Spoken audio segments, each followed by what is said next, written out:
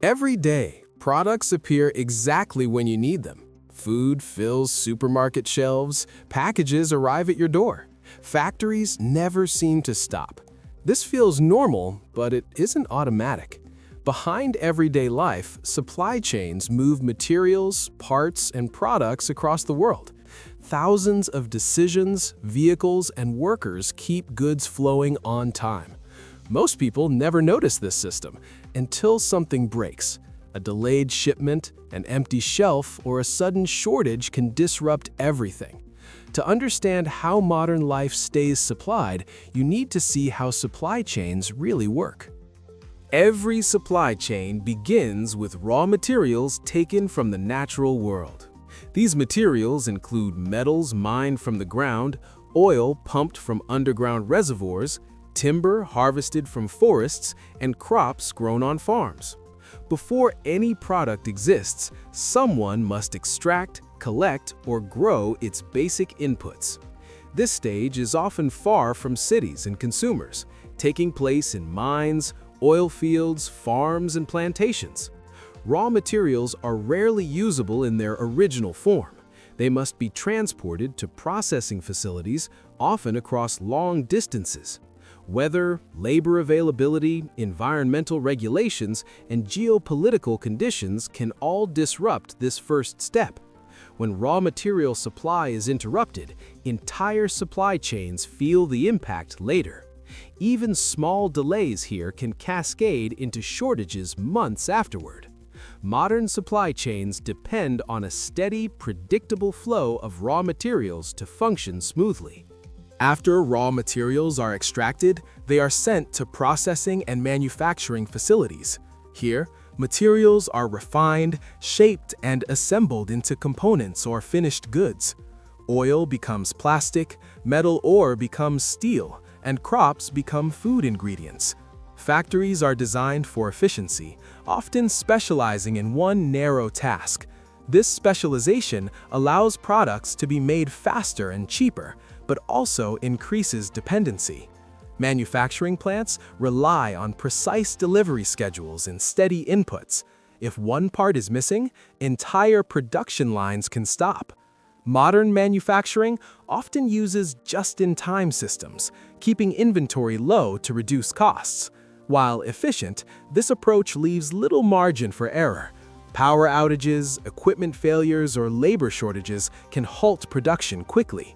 Manufacturing is the stage where supply chains turn physical resources into usable products, but it is also where delays become expensive. Once products or components are manufactured, they must be moved to where they are needed. Transportation connects every part of the supply chain. Ships carry goods across oceans, trains move cargo across continents, and trucks handle local delivery. Air freight is used for high-value or time-sensitive goods.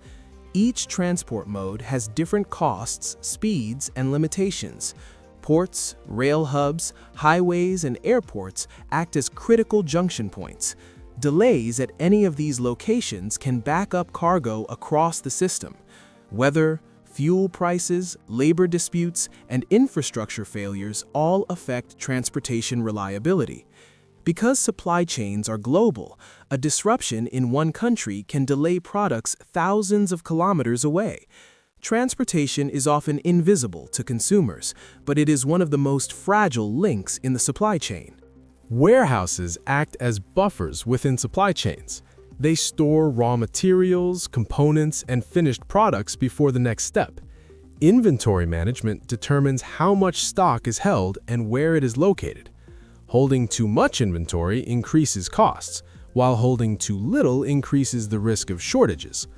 Modern warehouses rely heavily on software systems to track goods in real time.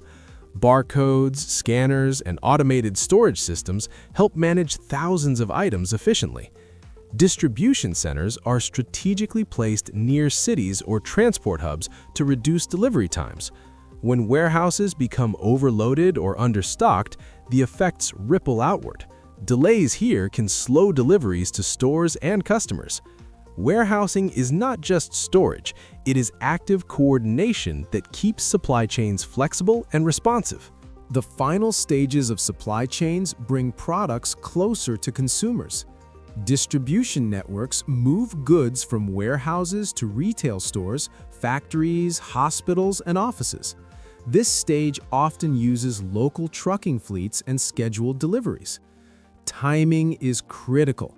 Stores rely on regular restocking to keep shelves full without holding excess inventory.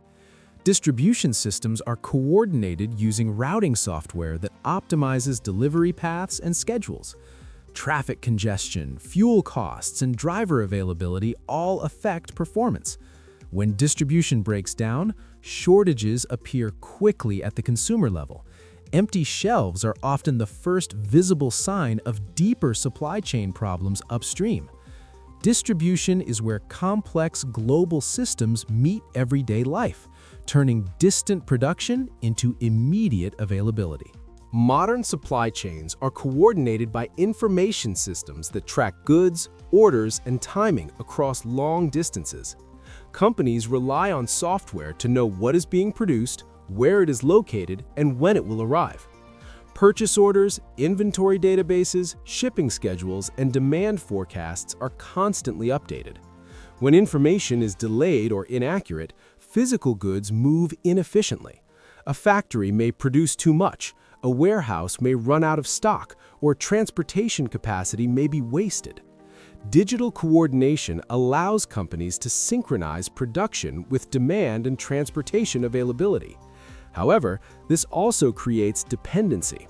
If information systems fail due to cyber attacks, software bugs, or network outages, supply chains slow down immediately. Even though trucks, ships, and factories still exist physically, poor information flow can bring the entire system to a halt. Supply chains move goods, but information tells them how to move. Many modern supply chains are designed around efficiency rather than resilience.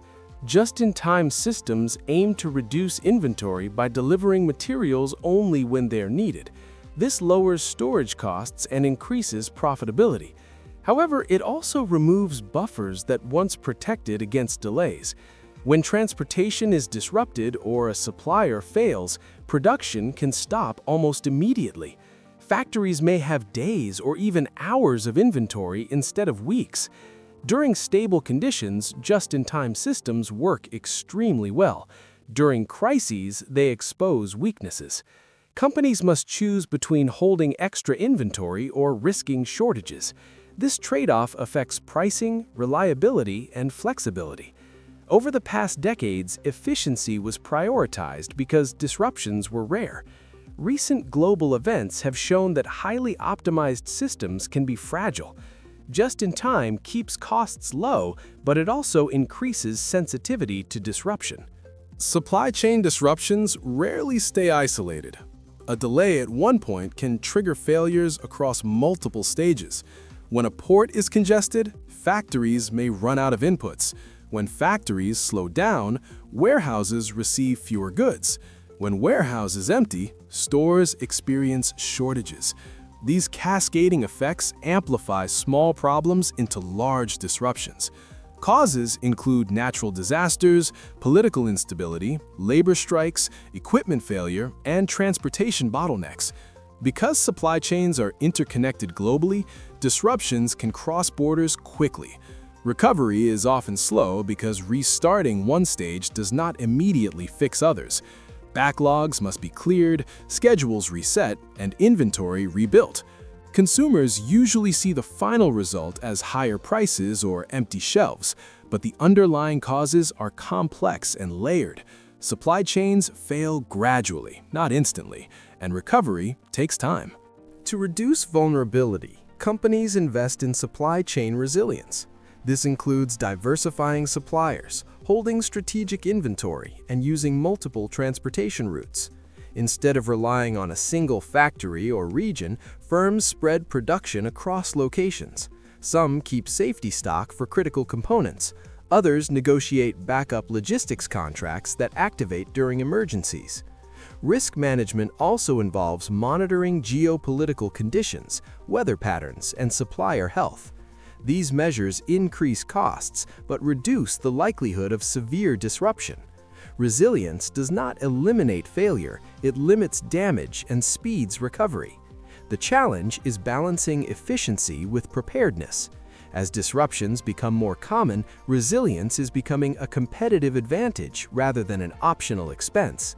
Supply chains that recover quickly can continue serving customers while others struggle. Supply chains feel invisible because they're designed to operate quietly in the background. When everything works, products appear on shelves exactly when needed. Consumers rarely think about where items come from or how far they traveled. The complexity is hidden behind packaging and pricing. Thousands of decisions are made daily to keep goods moving without interruption. Only when supply chains break do people notice their existence.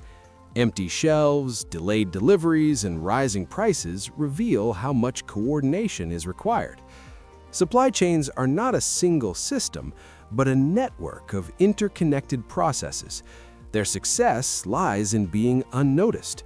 Modern life depends on this invisibility, but understanding supply chains reveals how fragile and interconnected everyday availability really is. Supply chains keep modern life running without drawing attention. Raw materials, factories, transportation, warehouses, and information systems must work together every day. When they do, availability feels effortless. When they don't, shortages appear quickly. Supply chains are not fragile because they are weak, they are fragile because they are tightly connected. Once you understand how they work, the next question becomes clear. What happens when multiple parts of the system fail at the same time?